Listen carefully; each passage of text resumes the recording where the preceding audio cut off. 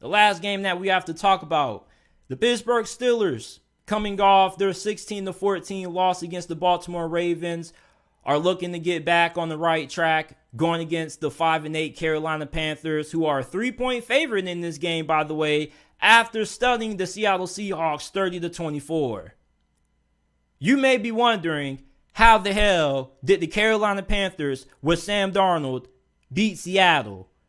Well, it wasn't that complicated. Seattle, Geno Smith, they couldn't get the run game going. Geno Smith had some bad interceptions.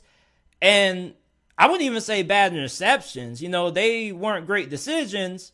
But I also think that you have to give a lot of credit to C.J. Henderson and J.C. Horn, especially J.C. Horn. Oh my goodness, there was one interception he almost caught in the end zone. Dude jumped up like damn near 80 inches in the air for it.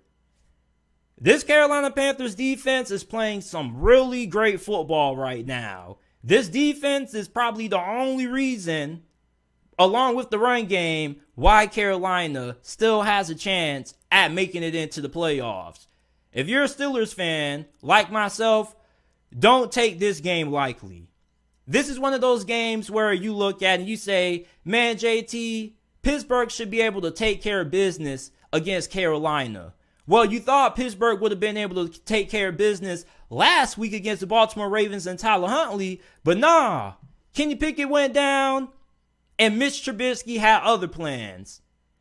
And if Kenny Pickett can't play in this game is going to become incredibly even tougher for Mike Tomlin and company, because then you got to try to win with Mitch Trubisky. And if you got to start Mitch Trubisky, that's the equivalent to bringing a knife or a butter knife to a sword fight. You don't really have a great chance at winning. The Steelers' offense was not bad last week. That was one of the best called games that I saw out of Matt Canada throughout his tenure as the OC for Pittsburgh. And yet, it was wasted because Mitch Trubisky threw 3 interceptions. One of them wasn't that bad. The other 2 were awful. One of them you just threw right straight to Patrick Queen. You just gift wrapped it for him. And for the Carolina Panthers, this is a team that you cannot give opportunities to. That's why they beat Seattle last week. Seattle gave Carolina all the opportunities in the world to win that game. The Carolina Panthers offense is super limited. As a matter of fact, out of all of the NFL teams for this year, they've had the worst quarterback play of all of them. You started out with Baker, PJ Walker. Now you got Sam Darnold out there. Who you going to have next? You might as well go ahead and give me a call. Shoo. The only way the Panthers are going to be able to move the ball in this game effectively is going to be via the run. You think Pittsburgh should be able to take care and handle business, because their run defense, although it hasn't been elite, it's been good at times.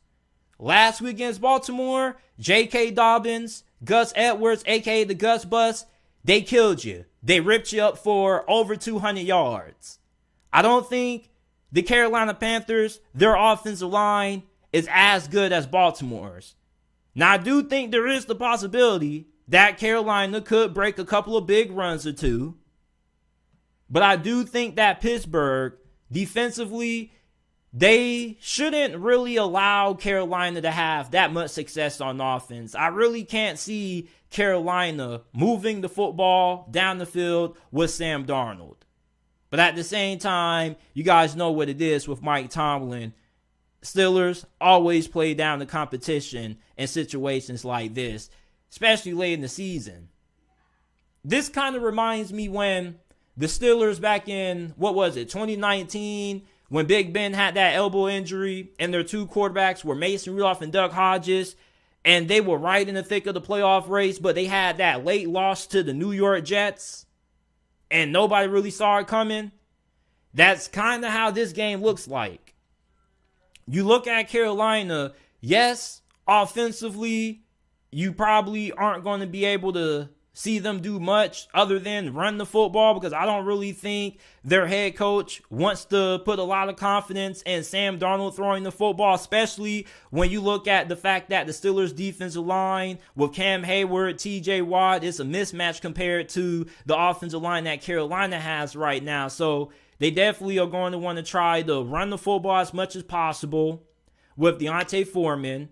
Last week, they said before the game that they had a plan of wanting to get him at least 20 carries in that ball game. For Pittsburgh, you got to be able to slow down Foreman and Chubba Hubbard. You do that, you have a 85% chance of winning this game.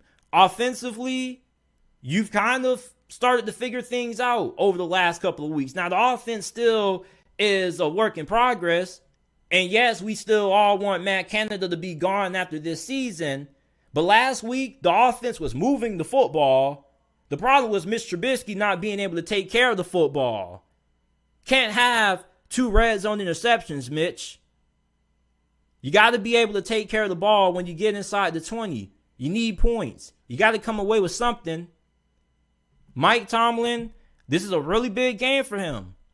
Now, I'm not saying that if the Steelers lose this game, he should be in a hot seat. But I just think for Tomlin, you lose this game, this is your first losing season.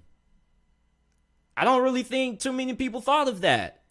5-9, no way you can get the above 500.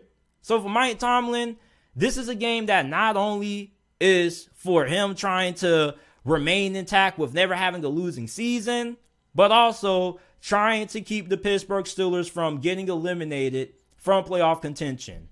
They're trying to keep pace with the Chargers, the Patriots, the Jets, the Raiders, and the Browns for that last spot in the AFC. Carolina, they're still in it for the NFC South with the Tampa Bay Buccaneers. This game is going to come down to 2 things. Special teams. Who's going to be able to win the field position battle? Because we're probably going to see a lot of punts in this game for sure. Hopefully Presley Harvin doesn't have another 17-yarder. And then the turnover battle. Which team is going to be able to come away with more takeaways? When you have 2 offenses that kind of struggle, well, don't even kind of struggle, they do struggle, especially Carolina's, you can't afford to have turnovers. And when your defense forces turnovers, you got to be able to make the most of them. You have to be able to cash in. And field position is going to be really important because eventually, if you can get a team punting the football from inside of their own 20, you could be in favorable field position. Maybe you end up having a return that ends up getting you out to the 40 or somewhere close midfield and makes it a shorter distance to get in the field goal range. Special teams is going to be big. Field position battle is going to be big. Who's going to be able to pin who deep and who's going to be able to make their field goals in this ball game, because I don't really expect to see too much offense in this game unless Kenny Pickett plays. But even if he does, Carolina's defense has been on fire over the last month. In their last 4 games, they've only allowed 15 points, 0.5. They've averaged 3.5 sacks throughout that stretch as well. And this cornerback group is playing at an insanely high level. They have a lot of athletic guys in that cornerback room. And for Kenny Pickett, he's done a really good job of taking care of the football over the last couple of weeks. But against this secondary, kind of have my concerns. And then if Mitch Trubisky has to go out there, definitely have my concerns. The team I'm going to take to win this game, taking Pittsburgh.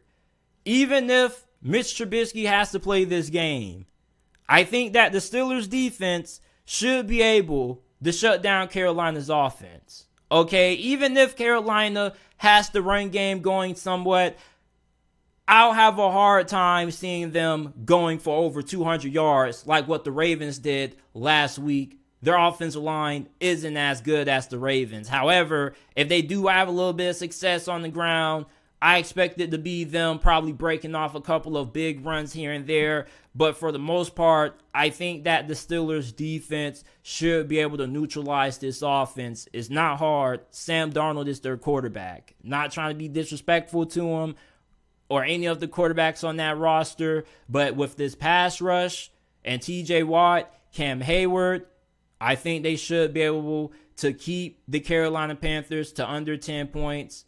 And the Steelers offense should be able to at least get you a couple of field goals at least on the field, well, on the board. So I'm going to take the Steelers to win this game 13-6, my final score prediction for this game. This is it for this episode of the JT Sports Podcast. I appreciate you guys for tuning in. Once again, if you enjoyed this episode, leave us with a 5-star review. We would greatly appreciate it. Helps the podcast out a lot. Leave a like, subscribe to the channel. We upload NFL videos and college football videos